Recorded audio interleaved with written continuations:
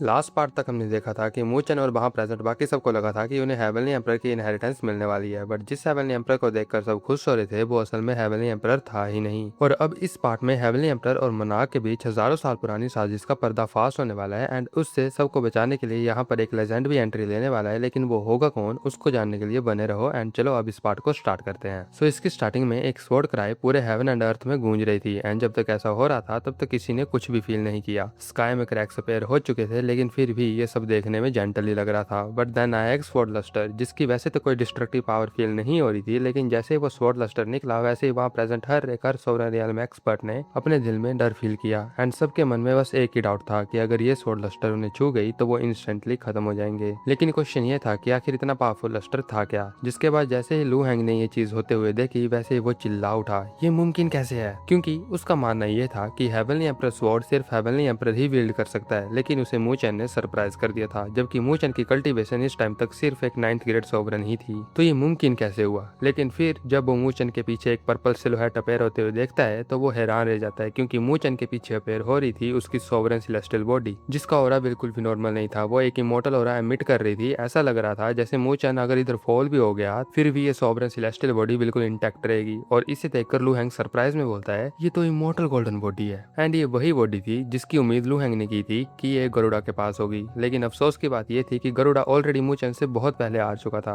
जिसके बाद मैंडेला हंसते हुए बोलती है, एंशिएंट हेवन पैलेस में हेवनली एम्परर ने एक बार कहा था कि जो भी उसका सक्सेसर बनेगा उसके पास इमोर्टल गोल्डन बॉडी होनी ही चाहिए, क्योंकि हेवनली एम्परर स्वॉर्ड को निकालने के लिए सिर्फ हेवनली एम्परर की ही नहीं बल्कि खुद इमोर्टल गोल्डन बॉडी की भी मंजूरी चाहिए होती है। बट एंशिएंट हेवनली पैलेस में कोई इमोर्टल गोल्डन बॉडी कल्टीवेट ही नहीं करवाया, इसलिए इस इंपॉर्टेंस को लोग धीरे धीरे भूलने लगे। एंड तुम तो आए ही बाद में हो तो तुम्हें क्या ही पता होगा इस बारे में। जिसके बाद वो चिल्लाकर बोलती है, मूचन जाओ एंड उस मोनार्क की रिवाइविंग को रोको। एंड जैसे ही मूचन ने मैंडेला की आवाज सुनी वैसे ही उसने हेवनली एम्परर स्वॉर्ड को कसकर पकड़ लिया, और जैसे ही उसने ऐसा किया वैसे ही उसे उस स्वॉर्ड के एक डेंजरस एनर्जी फील हुई जो इतनी थी कि उसके अपने विंग शाइन करने लगे बिल्कुल मून के सिमिलर। एंड वो जानता था कि अपनी करंट कल्टीवेशन से वो इस स्वॉर्ड की पावर को कंट्रोल नहीं कर सकता, चाहे वो अपनी पूरी बॉडी ही क्यों ना इग्नाइट कर दे। लेकिन उसकी किस्मत यहाँ अच्छी भी थी कि हेवनली एम्परर स्वॉर्ड ने खुद मोनार्क की रिवाइविंग को महसूस कर लिया था, इसलिए उसे मूचन की जरूरत ही नहीं पड़ी। देन स्वॉर्ड कांपी और एक क्राई के साथ स्काई में शोर करने लगी। एंड देन एक लाइटनिंग स्ट्रीक अपीयर हुई एंड वो स्वॉर्ड मूचन को उठाकर लाइटनिंग स्पीड से शोर करने लगी। इवन लेसर और सोवरेंस भी सिर्फ एक स्ट्रीक तक ही देख पाए, उनके लिए भी पाथ फॉलो करना मुश्किल हो गया। जिसके बाद स्वॉर्ड सीधा हेवनली एम्परर के सामने पहुंच गई और उसकी बॉडी में घुस गई, उसे एक बार फील सील करते हुए। लेकिन अब यहाँ आता है एक ट्विस्ट, क्योंकि जैसे स्वॉर्ड उसके अंदर गई वैसे ही मूचन के चेहरे पे एक सरप्राइज आ गया, क्योंकि उसके सामने जो खड़ा था वो हेवनली एम्परर नहीं बल्कि लू हैंग था। लेकिन यही वो ट्विस्ट खत्म नहीं होता, क्योंकि जब स्वॉर्ड लू हैंग की बॉडी में घुसी तो वहां पर एक दहशत भरा स्वॉर्ड ऑरा फट गया एंड लू हैंग की बॉडी क्रैक से भर गई। बट सबसे अजीब बात यह थी कि लू हैंग के चेहरे पर डिसबिलीफ और दर्द था, जिसको देखकर ये साफ पता लग रहा था कि ये उसने खुद नहीं किया, और अगर ये लू हैंग ने विलिंगली नहीं किया तो ये क्या उस मोनार्क ने किया। और जब मूचन को ये रियलाइज हुआ तब वो डम्बस्ट्रक रह गया। लेकिन उससे भी ज्यादा और बात ये थी कि मैंडेला और बाकी पावर हाउसेस के चेहरे भी शौक से भरे हुए थे, जैसे उन्होंने बहुत ही खतरनाक कुछ चीज देख ली हो। एंड देन अचानक लू हैंग के शोल्डर को कोई पकड़ता है एंड जेंटली बोलता है, तुमने बहुत अच्छा काम किया। एंड ये बोलने वाला कोई और नहीं बल्कि हेवनली एम्परर ही था। एंड फाइनली अब मोनार्क रिवाइव हो चुका था, जो कि किसी के लिए भी गुड न्यूज नहीं थी। और जब उसने आंखें खोली तो उसमें भरी हुई थी ईविल एनर्जी, इतनी ज्यादा कि अगर कोई हेवन एंड अर्थ की ईविल एनर्जी भी कलेक्ट कर ले तब भी वो उसके सामने कम ही निकलेगी।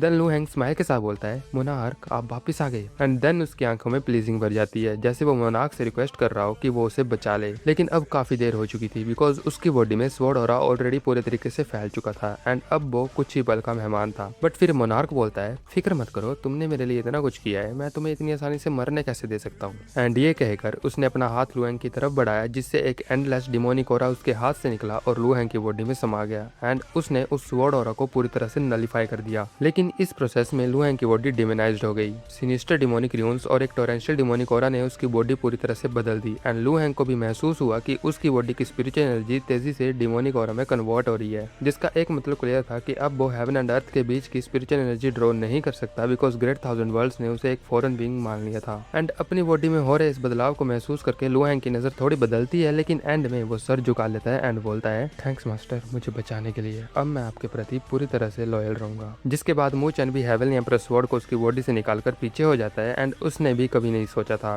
कि इतना कुछ करने के बाद भी मोनार्क वापस आ जाएगा, और अब क्लियरली ये सिचुएशन उसके कंट्रोल से बाहर जा चुकी थी। जिसके बाद मोनार्क स्माइल करते करते हुए बोलता है, हेवनली एम्प्रेस सच में एक एक्स्ट्राऑर्डिनरी बीइंग था। उसके 3 प्योर्स भी कमाल के थे और अगर उस टाइम मेरी किस्मत अच्छी ना होती तो शायद वो मुझे सच में मार ही देता। एंड देन वो अपनी नजर सब कल्टीवेटर्स की तरफ घुमाता है एंड बोलता है, लेकिन अच्छा ही हुआ कि उस टाइम में सील हो गया था, क्योंकि उसकी वजह से आज अनसील होने के बाद मुझे इतना सारा फूड जो एक साथ मिल रहा है। जिसको सुनकर वहां प्रेजेंट सब कल्टीवेटर्स के फेसेस बदल गए एंड वो अपनी मैक्सिमम स्पीड में उस हेवनली एम्प्रेस सिमेट्री से भागने की कोशिश करने लगे। जिसको देखकर मोनार्क जोर से हंसने लगा एंड उन भागते हुए कल्टीवेटर्स की तरफ अटैक किया, जिसकी वजह से कुछ कल्टीवेटर्स ब्लड मिस्ट में बदल गए एंड जो मारे गए उन्हें वो खा गया। एंड देन वो बोला, इतनी मुश्किल से तो मैं रिवाइव हुआ हूँ, तुम्हें क्यों लगता है कि मैं अपनी फीस्ट इतनी आसानी से छोड़ दूंगा एंड तुम सबको भागने दूंगा। एंड इतना बोलने के बाद उसने अपना हाथ हल्का सा हिलाया, जिसकी वजह से वो डिमोनिक र्यून्स डिमोनिक ड्रैगन्स में बदल गए एंड वहां प्रेजेंट कल्टीवेटर्स को निगलने लगे। मैंडेला भी उन डिमोनिक ड्रैगन के साथ उलझ गई, लेकिन उसके ऊपर एक ही साथ 10-12 डिमोनिक ड्रैगन्स ने अटैक किया था, जिसकी वजह से वो सिर्फ खुद को ही बचा पा रही थी। दूसरी तरफ मू चैन ने हेवनली एम्प्रेस स्वॉर्ड को लहराया, बट वो उसकी पावर ड्रॉ नहीं कर सकता था एंड वो इससे सिर्फ अपने आप को बचा सकता था, लेकिन फिर भी उसकी हालत काफी खराब दिख रही थी। और केओस के बीच मोनार्क की आंखें नैरो हो गई और वो मुस्कुराते हुए अपना हाथ हिलाता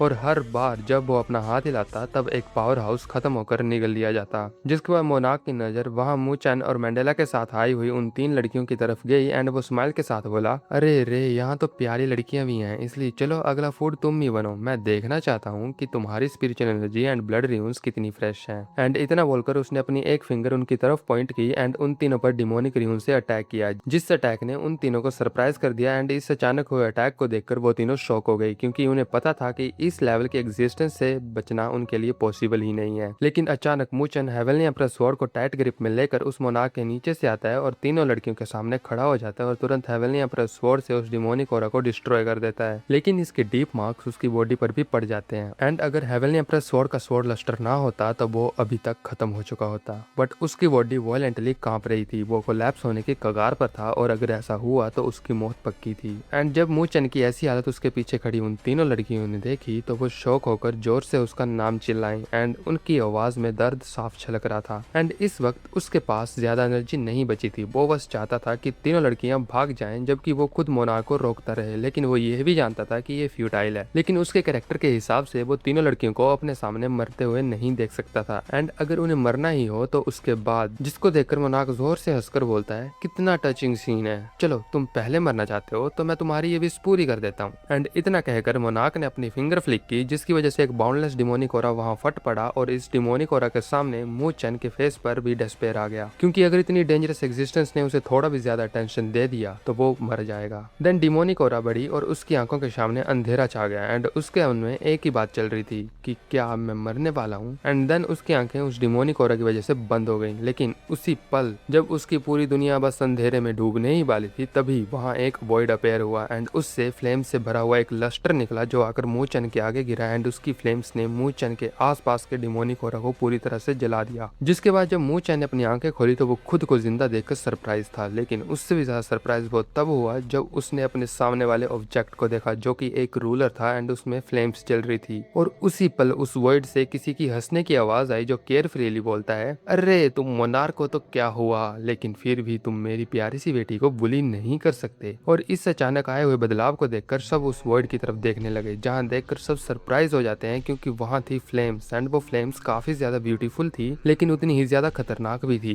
जिसके बाद उस फ्लेम्स के बीच में से एक पर्सन पेयर होना स्टार्ट होता है एंड जैसे जैसे वो आगे बढ़ रहा था वैसे वैसे उसके कदमों के नीचे का स्पेस क्रैक हो रहा था, जैसे मानो उसका डिसेंड होना स्पेस संभाल ही नहीं पा रहा हो। एंड जब वो वहां अपेयर हुआ तब उसके फेस पर एक लेजी सी स्माइल थी और वो उन ब्यूटीफुल फ्लेम से पूरी तरह ढका हुआ था, बिल्कुल जैसे कोई फायर गॉड हो जिसकी माइट बयां ही नहीं की जा सकती।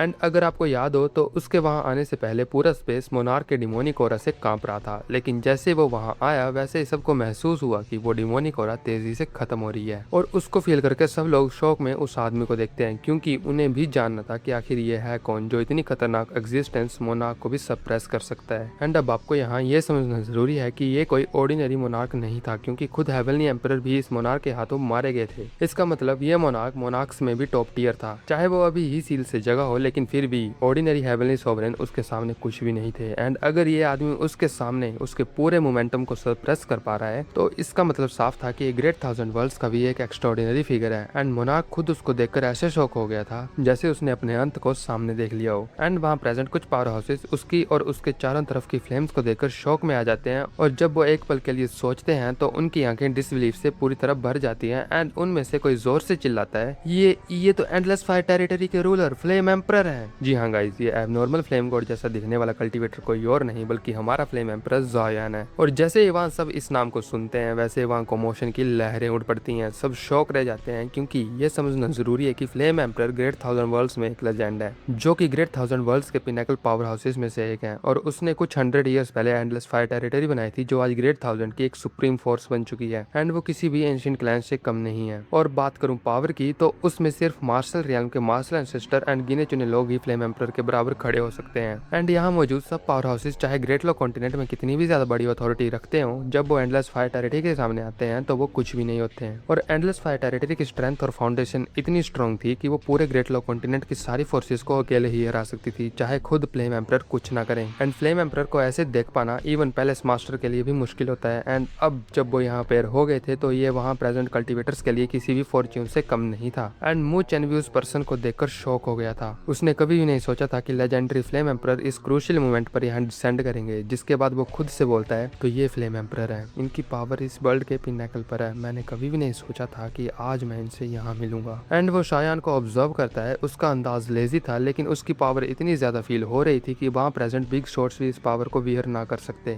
इवन उसकी प्रेजेंस ने तो एक स्पेस ही कोलैप्स कर दिया था जैसे वो ही इस पूरे रीजन का सोवरेन हो। एंड ये है वो पिनेकल पावर जहाँ पर ग्रेट थाउजेंड वर्ल्ड्स का हर एक कल्टीवेटर पहुंचना चाहता है। और फिर शाओ शाओ जो मू चैन के पीछे खड़ी थी उसने अपना फेस एक तरफ घुमा लिया पाउट करते हुए, लेकिन उसकी बॉडी में जितनी भी टेंशन भरी पड़ी थी वो धीरे से रिलैक्स हुई। और वहाँ जो शाओ शाओ के साथ दूसरी लड़की खड़ी थी वो कोई और नहीं बल्कि लिन डोंग की बेटी लिंग जिंग थी। तो ऐसा भी हो सकता है कि जल्द ही यहाँ मार्शल एंसेस्टर की एंट्री भी हो जाए, लेकिन वो आपको फ्यूचर पार्ट्स में ही पता लगेगा। एंड फिर लिन जिंग बोलती है, शाओ शाओ दीदी ये तो आपके पापा हैं द फ्लेम एम्परर, आज तो मेरा दिन ही बन गया। जिसको सुनकर शाओ शाओ इस बार दूसरी तरफ अपना फेस घुमा लेती है एंड बोलती है, हाँ मेरे पापा, एक हेटफुल पापा जो सिर्फ तभी आते हैं जब सिचुएशन एकदम क्रूशियल पॉइंट पर हो। अब घर जाके पक्का इनकी कंप्लेंट मैं मामा से करूंगी। जिसको सुनकर शायान खांसते हुए बोलता है, शाओ शाओ थोड़ा तो रीजनेबल बनो, मैं जानबूझकर लेट नहीं आया, लोकेशन ट्रैक करने में थोड़ा टाइम तो लगता है ना। देन उन तीनों लेडीज के सामने का स्पेस डिस्टॉर्ट होता है एंड उनके सामने शायान अपेयर होता है। एंड इस वक्त उसके चेहरे पर वो प्रेस्टीज नहीं थी जो एक फ्लेम एम्परर के फेस पर होनी चाहिए। उस टाइम वो हेल्पलेसली अपने शोल्डर्स रख कर रहा था। जिसके बाद उसने प्यार से शाओ शाओ के सर पर हाथ फेरा लेकिन शाओ शाओ ने उसको कम्प्लीटली इग्नोर कर दिया। जिसको ऐसा करते हुए देख उसने हेल्पलेसली साय किया और वहाँ मौजूद दूसरी लड़कियों लिंग जिंग एंड नाइन नेदर को भी ग्रीट किया। एंड उसकी फ्रेंडलीनेस को देखकर वो दोनों लड़कियां स्टन रह जाती हैं। जिसके बाद वो बोलता है, ये सब मुझ पर छोड़ दो, तुम सब ऑलरेडी बहुत ज्यादा झेल चुके हो। एंड ये कहकर फ्लेम एम्परर ने स्माइल की एंड मुड़कर मू चन की तरफ चले गए। एंड उसके पास पहुंचकर उसने मुस्कुराते हुए उसका शोल्डर थपथपाया एंड बोला, छोटे भाई तुम तो बहुत बहादुर निकले, सबको बचाने के लिए इतने आगे आ गए इवन जब तुम्हें ये भी पता था कि तुम भी मर सकते हो। एंड शायान का प्रेस सुनकर मू चन ऑकवर्डली अपना सिर खुजाने लगता है क्योंकि उसने कभी भी नहीं सोचा था कि ग्रेट थाउजेंड वर्ल्ड्स का एक इतना बड़ा इन्फ्लुएंशियल फिगर उसे प्रेज करेगा। जिसके बाद मू चन शर्माकर बोलता है, कुछ भी हो जाता लेकिन मैं किसी लड़की को अपने सामने मरने थोड़ी दे सकता था। जिसको सुनकर शायान मू चन को और ज्यादा प्रेज करता है एंड बोलता है, लेकिन फिर भी मुझे तुम्हारा शुक्रिया अदा करना ही होगा शाओ शाओ को बचाने के लिए एंड मैं ये फेवर जरूर याद रखूंगा। एंड इससे पहले कि मू चन कुछ और बोले शायान स्माइल करके बोलता है, जाओ एंड अब तुम आराम करो एंड इस सिचुएशन को मुझ पर छोड़ दो। जिसको सुनकर मू चन हाँ में सर हिलाता है एंड पीछे हट जाता है क्योंकि इस लेवल के कन्फ्रंटेशन से जो शॉकवेव्स निकलेंगी वो अभी अपनी करंट स्ट्रेंथ में तो हैंडल नहीं कर सकता था। एंड जैसे ही मू चन पीछे हटा वैसे शायान आगे बढ़ा और एक इनविजिबल प्रेशर ने पूरे रीजन को अपनी चपेट में ले लिया। एंड फ्लेम एम्परर के आते ही मोनार्क के चेहरे की वो मॉकिंग एक्सप्रेशन पूरी तरह गायब हो चुकी थी एंड उसकी जगह पे एक सीरियस एक्सप्रेशन आ गया था। उसे फ्लेम एम्परर से एक खतरा महसूस हो रहा था जो उसे शौक में डाल रहा था क्योंकि ये खतरा खुद हेवनली एम्परर से भी कहीं ज्यादा था। जिसको फील करके उसके मन में डिसबिलीफ बढ़ चुकी थी क्योंकि उसने कभी भी नहीं सोचा था कि ग्रेट थाउजेंड वर्ल्ड्स जो अपने ज्यादातर पिनेकल एग्जिस्टेंस खो चुका है वहाँ ऐसी एग्जिस्टेंस अभी भी हो सकती है। और ये फील्ड क्लैंस के लिए बिल्कुल भी अच्छी न्यूज नहीं थी। एंड अगर ये कोई ऑर्डिनरी हेवनली सोवरेन होता तो मोनार्क अभी भी कॉन्फिडेंट होता कि वो भाग सकता है, लेकिन अभी उसके पास वो कॉन्फिडेंस नहीं था क्योंकि वो अपनी टॉप टीयर फॉर्म में नहीं था। जिसके बाद फ्लेम एम्परर स्माइल करके उस मोनार्क से पूछता है, मुझे क्यूरियोसिटी हो रही है ये जानने की कि आखिर तुम कौन से लेवल के मोनार्क हो, स्काई, प्रोफाउंड या एबिस। एंड ये जो अभी शायान ने कहा ये फील्ड क्लैंस में मोनार्क की क्लासिफिकेशन थी एंड इस इन्फॉर्मेशन को ग्रेट थाउजेंड वर्ल्ड्स की नॉर्मल एग्जिस्टेंस नहीं जानती थी। देन वो मोनार्क बोलता है, मैंने नहीं सोचा था कि तुम्हें हमारे फील्ड क्लैंस के बारे में इतना पता होगा। जिसको सुनकर शायान ने अपनी फिंगर्स फ्लिक की एंड उसकी हर एक फिंगर पर डिफरेंट कलर्स की फ्लेम्स अपेयर हो गई। देन वो बोलता है, वेल ऑलरेडी मेरे हाथों से काफी ज्यादा मोनार्क्स मारे जा चुके रखे हैं तो मैं इसे कैसे नहीं जानता हूँगा। और उसके शब्दों ने सबको शौक में डाल दिया और उसकी रिस्पेक्ट वहाँ प्रेजेंट सबकी नज़रों में और ज्यादा बढ़ गई, बिकॉज ये समझना जरूरी है कि हर मोनार्क एक हेवनली सोवरेन के बराबर होता है। एंड फ्लेम एम्परर के हाथों कम से कम 10 मोनार्क्स मरे, तो खुद सोचो ये कितनी भयानक अचीवमेंट थी। और खुद मोनार्क की आंखों में भी डिसबिलीफ भर गया जब उसे समझ आया कि क्यों उसे इस बंदे से इतना ज्यादा खतरा फील हो रहा था। ये इंडिविजुअल उनकी फील्ड क्लैंस के लिए एक बहुत बड़ा खतरा था, हेवनली एम्परर से भी ज्यादा बड़ा खतरा। एंड देन वो बोलता है, मैं डिवोरिंग स्काई मोनार्क हूँ, जिसको सुनकर शायान स्माइल के साथ बोलता है, अच्छा तो तुम एक स्काई मोनार्क हो। एंड अब मैं समझा कि तुम कैसे हेवनली एम्परर से लड़कर उन्हें मारने में कामयाब हुए। जिस पर वो मोनार्क बोलता है, मैंने तो बता दिया कि मैं कौन हूँ, लेकिन अब तुम बताओ कि तुम कौन हो। एंड ये पूछते हुए उसकी आवाज में टोरेंशियल डिमोनिक ऑरा था जिसने इवन स्पेस तक को शैटर कर दिया था। एंड देन एक ड्रेडफुल डिमोनिक माइट वहां चारों तरफ फैलने लगी, जिसको देखकर शायान ने अपना हाथ उठाया एंड उसके फिंगर्स पर मौजूद सारी फ्लेम्स मर्ज होने लगी और एक लोटस की फॉर्म लेने लगी। एंड वो उस मोनार्क की तरफ देखकर बोला, मैं कौन हूँ? मैं हूँ फ्लेम एम्परर ज़ायान। और यहीं पर ये सीन फ्रीज होता है। तो फ्लेम एम्परर ज़ायान अपना नाम रिवील कर चुका है और अब देखना यह है कि एक स्काई मोनार्क के सामने उसकी असली पावर कितनी भयानक हो सकती है, या क्या वो अपनी फुल पावर अनलीश भी करेगा या फिर एक ही मूव से उसको खत्म कर देगा, जिसका आंसर आपको अगले पार्ट में मिलेगा। एंड भूलना मत कि अगला part full on power show down होने वाला है, इसलिए उसको मिस मत करना।